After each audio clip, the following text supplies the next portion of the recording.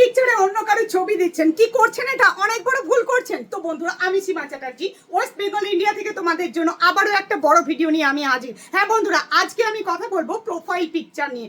তো অবশ্যই কিভাবে প্রোফাইলের পিকচার লাগাবেন এবং কিভাবে প্রোফাইলের পিকচার লাগালে আপনি ফেসবুকে একটা ফেস ভ্যালু তো পাবেনই, কিভাবে নিজের আইডিটাকে আপনি গ্রোথ করতে পারবেন। বন্ধুরা, আমরা অনেক সময় কি করি, আমরা পরিবার পরিজন, আমাদের বাবা মা সন্তান সবার সঙ্গে কিন্তু প্রোফাইলের পিকচার নিয়ে সেটা আমাদের প্রোফাইলে লাগিয়ে রাখি। অনেকে তো ঠাকুর দেবতার ছবি নিয়েও কিন্তু প্রোফাইলের পিকচারে লাগিয়ে দেন।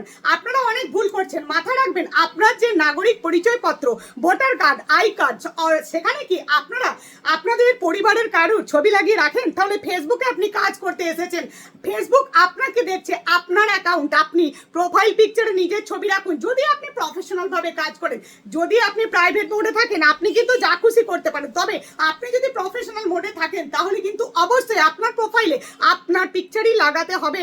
আর আপনার কিন্তু যে কভার ফটো, সেখানেও কিন্তু আপনার ফটোই থাকতে হবে। মাথায় রাখবেন যে আপনি এখানে কাজ করছেন, এটা আপনার অ্যাকাউন্ট।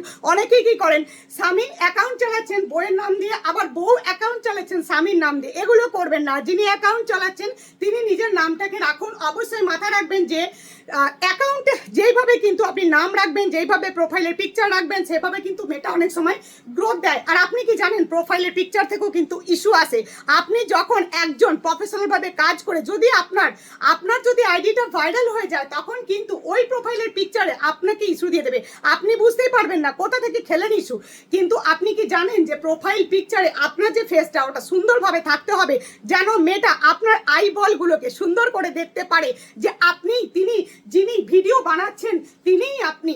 অবশ্যই মাথায় রাখবেন যে যখন তিনি ডিটেক্ট করবেন যে আপনার প্রোফাইল পিকচারে আপনার পরিবার পরিজনের ছবি আছে, সেখানে কিন্তু চোখ অনেকজনাকার চলে আসছে। মাথায় রাখবেন, উনি আই ডিটেক্ট করতে পারবেন না।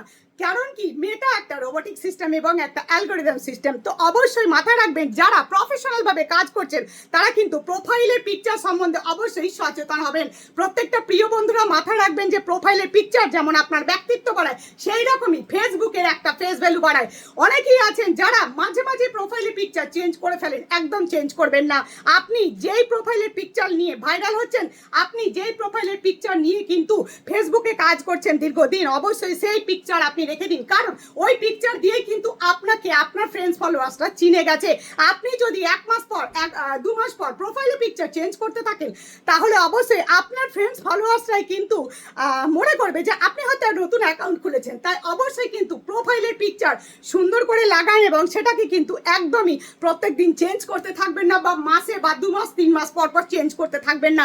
আপনার যে প্রোফাইলের পিকচার সুন্দরভাবে লাগিয়ে রাখুন এবং সেটা যেন দীর্ঘস্থায়ী হয়।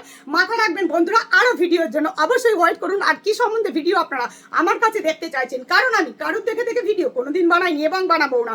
সম্পূর্ণ নিজের অভিজ্ঞতা শেয়ার করে থাকি। আপনারা আমায় জানিয়ে যান কি সম্বন্ধে ভিডিও আপনারা দেখতে চাইছেন। অবশ্যই আমি সেই ভিডিও নিয়ে আবারও আসছি আপনাদের সামনে।